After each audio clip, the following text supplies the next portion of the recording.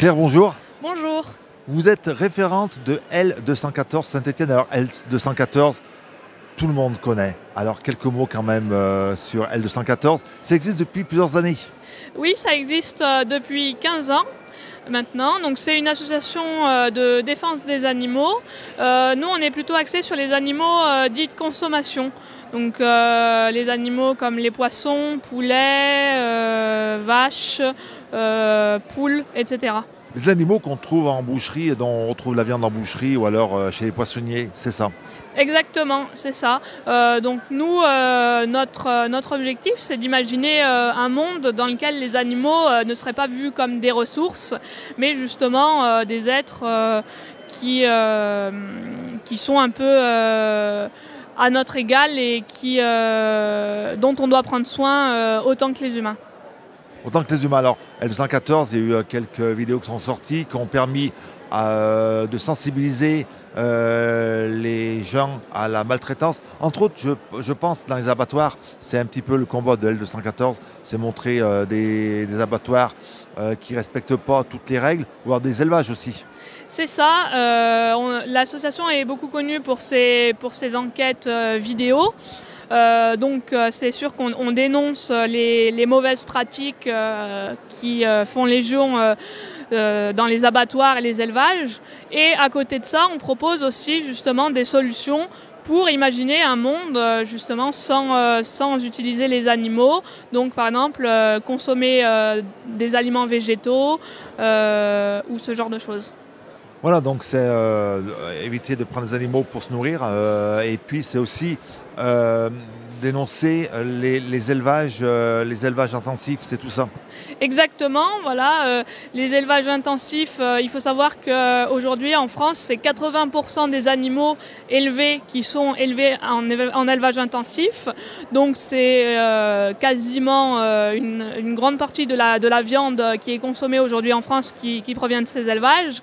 Et aujourd'hui, que ce soit d'un point de vue animal certes, mais aussi d'un point de vue écologique par exemple, c'est plus viable de produire autant et qu'il y ait autant d'impact carbone notamment avec la consommation de viande. C'est pas seulement des animaux qui partent à l'abattoir, on parlait de l'abattoir, mais c'est aussi arrêter les tests de produits cosmétiques sur les animaux. Ça fait aussi partie de vos combats maintenant. On peut, avec les technologies modernes, tester un produit sans être obligé de torturer un lapin. Je parle d'un lapin, mais toutes sortes d'animaux. Alors oui, aujourd'hui c'est pas notre combat. Nous on est vraiment axés sur les animaux de consommation, mais il y a d'autres associations qui travaillent là-dessus et on soutient leur travail. Mais effectivement, il y a toutes d'autres industries auxquelles on pense pas forcément, qui font appel aux animaux et qui ont des pratiques tout aussi cruelles que l'abattage ou que l'élevage intensif. L214, on le disait, une association nationale. Alors depuis un an, vous avez une antenne locale, une antenne stéphanoise. Exactement, donc on a repris l'antenne en novembre 2022 avec mon co-référent Étienne. Donc on organise en général une action par mois. Donc ça va être par exemple des stands de sensibilisation comme aujourd'hui. Ça peut être des happenings, des manifestations avec une petite mise en scène dans la rue. Ça peut être l'organisation de projections, de conférences, de pique-nique, voilà, pour informer les gens et puis créer du lien entre les personnes qui refusent l'exploitation animale. Combien de bénévoles alors sur l'antenne stéphanoise? On est à environ une quinzaine de personnes actives. Voilà. 15 personnes actives et puis donc vous le disiez, donc tous les mois il y a un événement lié donc à cette maltraitance animale. Le but de l'association, c'est de chasser l'animal de nos assiettes. C'est ça en fait la finalité. Exactement, voilà. Imaginez un monde, comme je vous ai dit, qui ne prendrait pas les animaux comme des ressources. Et ça passe évidemment par les assiettes. Ça passe par les assiettes. Les animaux sont sensibles, sont des êtres sensibles, donc il faut les protéger et il ne faut pas les manger comme on le fait depuis toujours, quoi. C'est ça. Voilà, et puis donc nous on propose aussi par exemple des recettes, des alternatives pour montrer que c'est pas aussi compliqué que ce qu'on pourrait penser.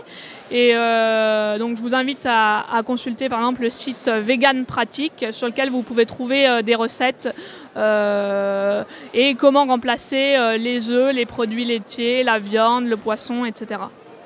Et puis on peut retrouver donc L214 sur les réseaux, sur un site internet.